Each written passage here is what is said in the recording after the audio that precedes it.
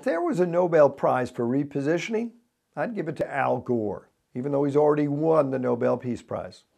Why?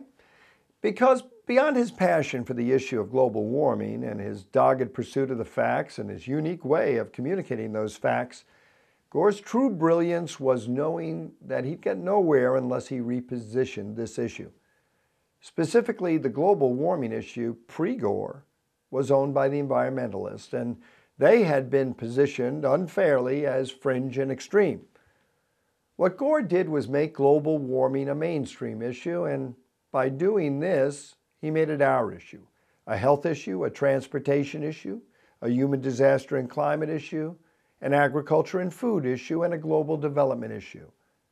In short, our issue. As soon as it became our issue, human beings, being who they are, began to wonder what each of us might be able to do. Most focused on their homes.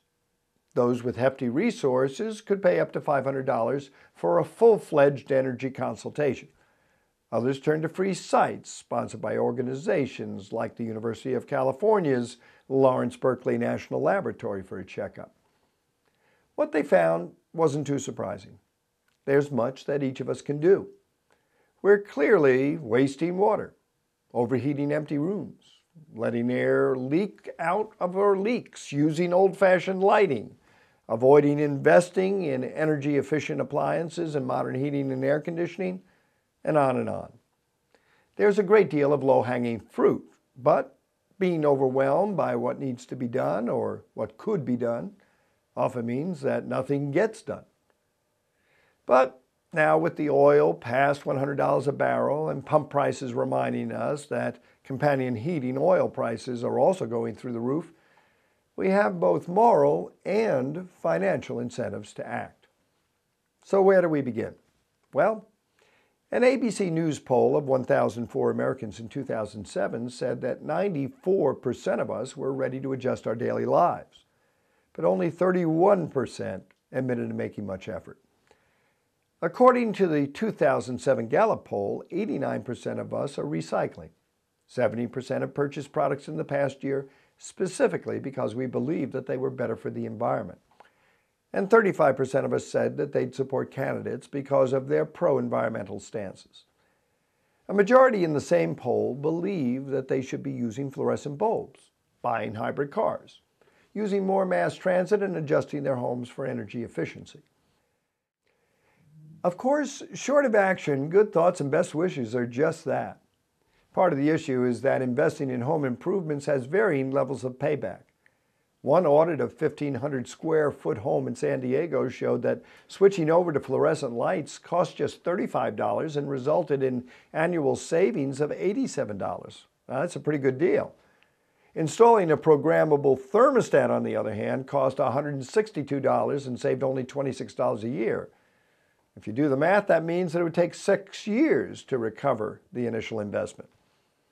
Attic insulation and draft reduction can cost close to $1,000, and it yields $350 a year with cost savings, and that would require about 2.5 years to recover all your investment. Of course, if you're handy and you look for sales opportunities on the materials, the opportunity to tip the scale in your favor increases. Should the government get more involved? Well, the majority of the public now supports government-imposed caps on corporate carbon emissions, with some reservations, namely the impact on the pocketbook. Understanding that at least some of the cost of regulation is passed on to consumers, 75% of us say that we'd accept a mild bump in cost, $85 to $87 in monthly fuel bills to clean up the air. Close to that number, 73%, are still okay if the rise is about $85 to $95 a month in fuel costs. But if you bump that figure up to $155 a month, or roughly double what we pay right now, only 50% of Americans are willing to go along. Still, we're getting there. 71% of Americans now believe that our own human activity has created global warming and our current climate mess. That's still 20 points behind other global citizens from diverse countries, including South Korea and Italy and China.